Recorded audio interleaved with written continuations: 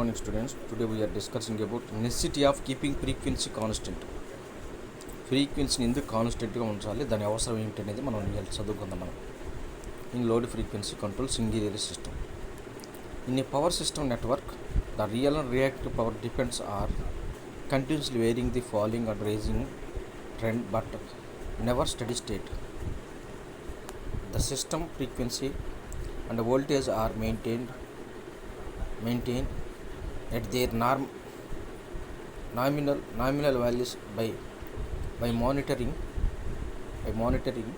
load variation and taking suitable control action to match the real and reactive power generations with the load demand and the losses in the system at the time.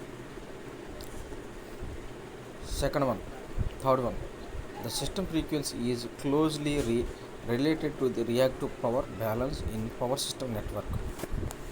Next one, the system frequency is mainly controlled by the real power balance in the system.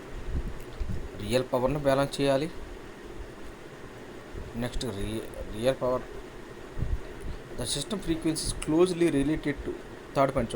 The system frequency is closely related to the real power balance in the power system network. The system frequency is mainly controlled by the real power balance in the system.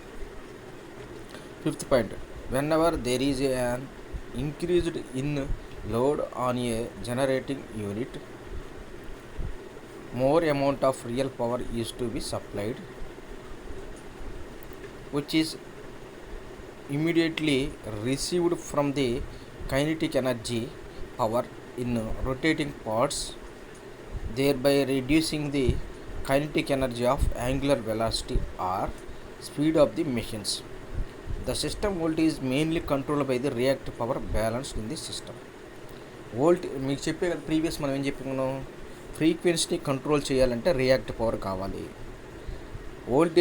వోల్టేజ్ని control చేయాలంటే reactive power కావాలి.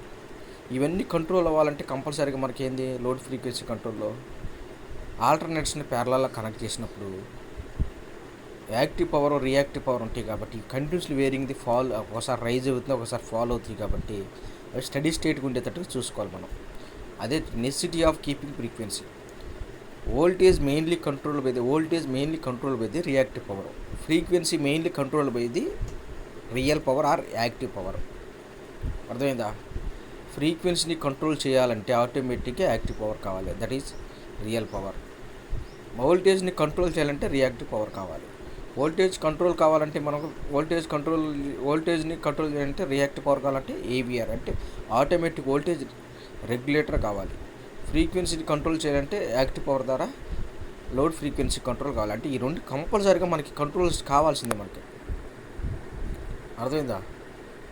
అందుకనే మనం చెప్పి next control area. Right short define control areas అంటారు. Control areas అన్ని జనరేటర్స్ని all the generators in such an constitute a coherent group so that all the generators speed up and slow down together, maintaining their relative power angles. Such an area is defined as control area. The boundaries of a control area will generally coincide with that of an individual electricity board company. All the generators control area ante ade manaki all the generators in such an area constitute a coherent group so that all the generators speed up and speed slow down together, maintaining their reactive power angles. Such an area is defined as control area. The boundaries of control area will generally coincide with that of an individual electricity board company. Necessity of keeping frequency most very important అనమాట. మనకి 4 marks question కానీ 6 marks question కానీ అడుగుతాడు. ఎలా అంటే define control area, what is the necessity of keeping frequency control. ఇందాక yesterday క్లాస్లో need for load frequency control. Load frequency control అవసరం ఏంది, ఇక్కడ ఏంది, ఫ్రీక్వెన్సీ ఎందుకు కాన్స్టెంట్గా ఉంచాలనేది ఎందుకు అవసరం అనేది మనం చెప్పుకుంటున్నాం. ఫ్రీక్వెన్సీ కంట్రోల్ కావాలంటే రియాక్టివ్ పవర్, యాక్టివ్ పవర్ కావాలి. వోల్టేజ్ని కంట్రోల్ చేయాలంటే యాక్టివ్ పవర్ కావాలి. యాక్టివ్ పవర్ కావాలి కాబట్టి వోల్టేజ్ని కంట్రోల్ చేయాలంటే రియాక్టివ్ పవర్, ఫ్రీక్వెన్సీ కంట్రోల్ అంటే real power or active power. Control area అంటే కంట్రోల్ ఏరియా డెఫినేషన్ అడుగుతా. All the generators in such an area constitute a coherent group such that all the generators speed up and slow down together, maintaining their relative power angles. Such an area is defined as control area. The boundaries of a control area will generally coincide with that of an individual electricity board company. Next, model of speed governing system. Previous ఏం చెప్పుకున్నాం మనం, block diagram speed governing system చెప్పుకుని. ఇప్పుడు ఏంది, leakage mechanism base చేసుకుని మనం model of speed governing system యొక్క block diagram draw చేస్తాం. Model of speed governing system consider the steady state condition by assuming that the leakage mechanism is stationary, pilot valve closed. Leakage mechanism స్టేషనరీగా ఉందనుకో, pilot valve ఎలా ఉంది మనకి close అయిపోయింది. Steam valve, pilot valve close అయిపోయిందంటే మనకి steam valve ఆటోమేటిక్గా open by a define magnitude. Next, turbine running at constant speed with turbine power output balancing the generator load.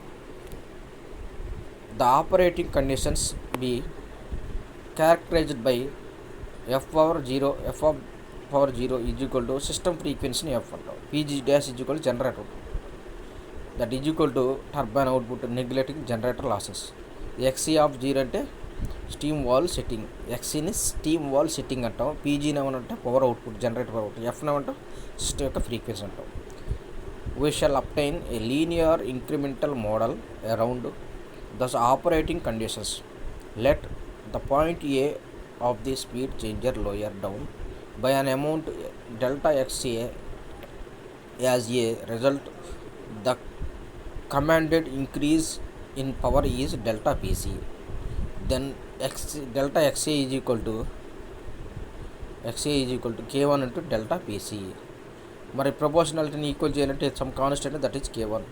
The moment of leakage point a causes small position changes delta XC and delta XT of the leakage point C and D. With the movement of D upward by delta XD, higher pressure oil flows into the hydraulic amplifier from the top of the main piston.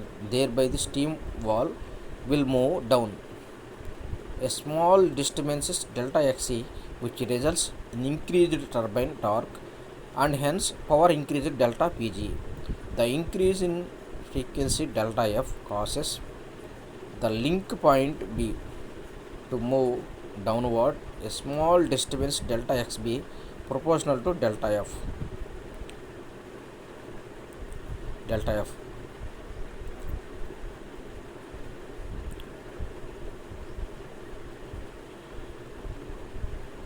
మనకి ఇక్కడ మనకు చూడండి,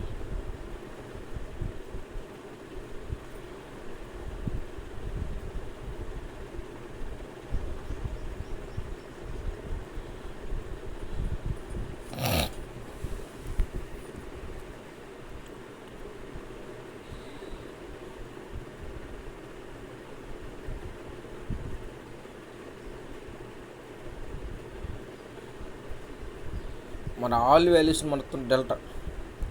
first equation ఒకసారి చూడండి. Equation 1 వచ్చేసరికి delta XA is equal to K1 అంటే delta PC. Equation 2 వచ్చేసరికి మనకి సేమ్ అలాగే వస్తే మొత్తం ఇక్కడ సబ్స్టిట్యూట్ చేస్తే మొత్తం equation -K5/S into K3 K1 delta F(S) minus K3 K2 delta PC(S) plus K2 into delta XC(S). Linear transformation చేసి ఇవన్నీ చేసి మనకు కావాల్సింది ఏంటి, XC(S) is equal to K2 K3 delta PC(S) minus K1 K3 delta F(S) by K4 plus S by K5. That is equal to Kg/1 plus S into Tg in bracket of delta PC(S) minus 1/R delta F(S), where R is equal to K2 by K1. That is equal to speed regulation of the governors kg is equal to k2 k3 by k4, that is equal to gain of the speed governor.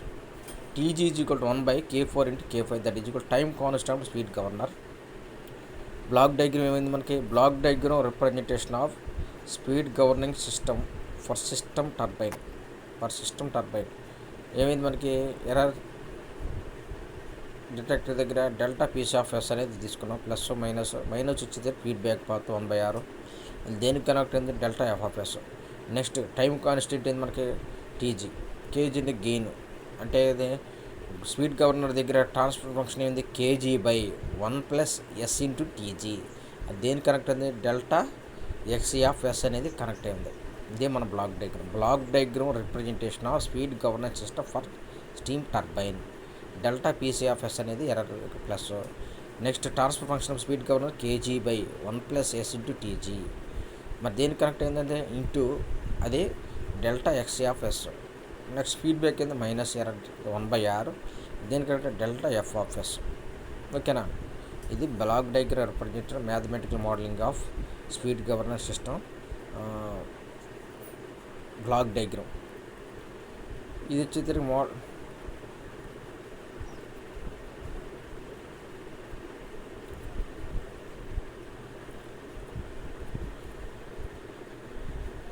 Necessity. ఇక్కడ మనకు 2 క్వశ్చన్లు వస్తున్నాయి. What are the necessity of frequency constant ఒకటి, define control area ఒకటి. Next ఏంది? Block diagram of speed governing system. అంటే మన leakage mechanism దగ్గర 2 రిజిట్స్ ఉన్నాయి కదా, ఏబిసి. బికి ఫ్లైబాల్ కనెక్ట్ చేస్తాం, నెక్స్ట్ సిడిఈ, డికి ఐడల్ యాంప్లిఫైయర్ కనెక్ట్. ఇవన్నీ మూవ్ అయినప్పుడు ఎలా ఉంటుంది మనకి? లీకేజ్ మెకానిజం దగ్గర ఈక్వేషన్ తీసుకుంటే డెల్టా ఎక్స్ఏ ఒకటి, డెల్టా ఎక్స్బి ఒకటి, డెల్టా ఎక్స్సి ఒకటి, డెల్టా ఎక్స్డి ఒకటి, డెల్టా ఎక్స్సి. ఈ వాల్యూస్ అన్ని తీసుకెళ్ళి అక్కడ సబ్స్టిట్యూట్ చేసేసి మనం ఈ బ్లాక్ డయాగ్రామ్ కనుక్కుంటాం. ఏది block time constant 1/k4 into k5, that is equal time constant speed governor. KG అంటే gain of the speed governor యొక్క గెయిన్ అంటే KG is equal k2 k3 by k4. Next feedback ఏంది? Speed governor feedback r is equal k2 by k1, that is speed regulation of the speed governor. మొత్తం కలిపితే time function ఏమింది? KG by 1+s into TG into delta XE of S. మరి దేనికి connect చేసి input? Delta PC of yes.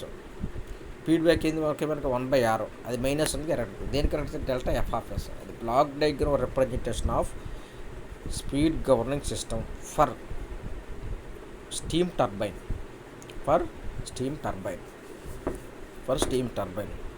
అర్థమైందా? Most very important ఈ question.